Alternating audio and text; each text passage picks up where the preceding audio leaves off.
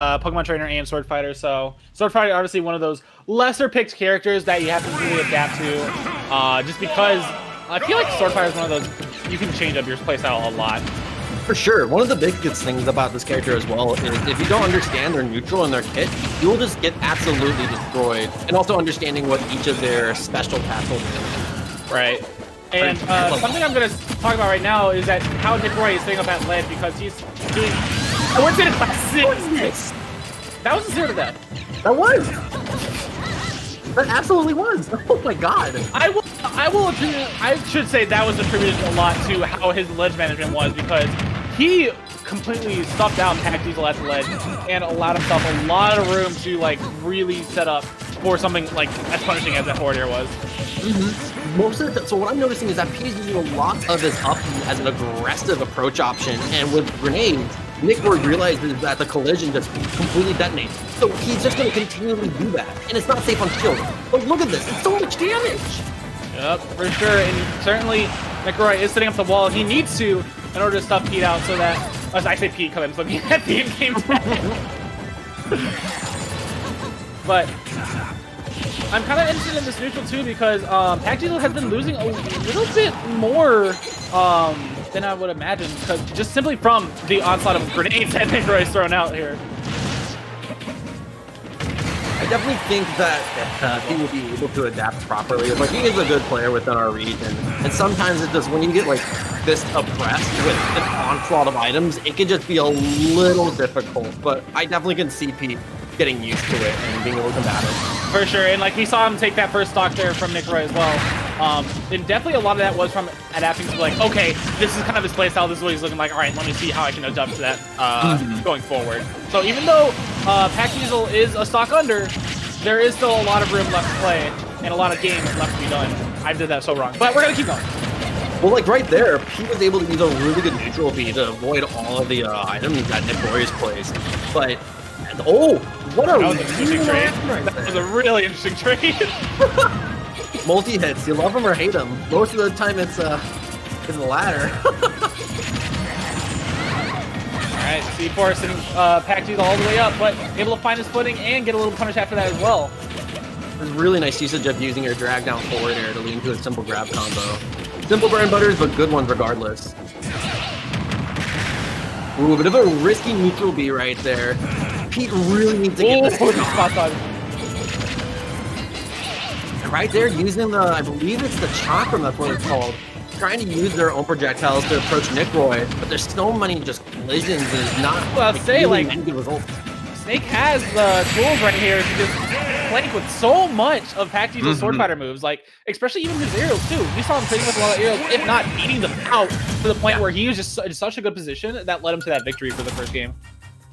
I'm definitely going to be expecting a Pokemon trainer swap after seeing that event unfold. I could be wrong though. I could be wrong. All right. So going into game 2, yeah, like you said, Sword Fighter is one of those like awkward characters, but I think NickRoy was able to just kind of adapt and use his playstyle and just stuff Pac Diesel out so much to where it was hard for him to get in without getting hugely punished. So going into the second game should be pretty interesting, especially with the stage choice as well, because we started off on Battlefield, which gives a little bit extra room on the roof there, but didn't really think, I don't know. The stage picks are always something I bring up because it's really interesting and does affect how the neutral goes a lot. Absolutely. Like most of the time you would choose Battlefield for the sake of avoiding very vertical kill option, but most of the time it seemed as if it was near the ledges or spikes. Like that first 0 to death, the instant that started in this pools battle, just absolutely baffling in the best ways possible. All right, and then, like I said, going into game number 2, this is the adaptation that I mentioned earlier, very much carries from game to game as well. And since you're going into a fresh 3-stock game, you're going to have a fresh mindset, especially if you're switching characters, which I'm assuming Pac is going to do, but really the Sword Fighter can work out. It's just there's going to be a little bit of change in what he looks looking out for. This might be a little bit of a spicy opinion, probably not. Oh, complete 2 character swap. Oh, I have not seen Pac Meta Knight. This is going to be interesting. I mean, recently Meta Knight was able to get buffs in patch 8.0, so we might be able to see some of those be utilized. But against a heavyweight like Bowser, and also to mention, especially like, because of the movement, right? Yeah. I mean, starting off good, getting him in the ladder combo, put it down air, simply just turning that down as soon as possible. He just jumped into a very toasty moment right there. Getting hit at any point with Fire Breath is just not a good time in the slightest. Even with good SDI, you're gonna like at least take 30% on that. Oh, I see what he was trying to go for. He was probably gonna either try and get the hit for a roll or get up, or even do a ledge cancel and then trump with a back air. Cool idea from Roy. And oh! Alright, unfortunately lands in front of NickRoy, still with a great DI. Yep. And I think this is going to be a huge change of pace that we saw from game 1, because like now Pac is going to focus on being able to keep NickRoy in like the sword range essentially and keeping him in the air, while NickRoy is going to be just simply setting up for these heavy hit moves compared to the wall he was setting up with Snake's projectiles earlier. Yeah, what sucks though is that like Meta Knight's range, although most swordies have great distance, Meta Knight uses a butter knife. It's going to be really difficult. You're going to have to approach a lot, and once you do get in, it is really good for this character. My biggest concern is that with Bowser, you have the tough guy property, so you're not going to be able to get... Oh, you know, I might be speaking too soon. I might be. Oh my god, I thought something was going to come up after that down air, but McPherson a little bit more patient, and, you know, don't blame him at all either, because you are on a Fragile stock, and you want to get as much damage as you can before losing it. Good usage of back air, now even stocks between the two of them.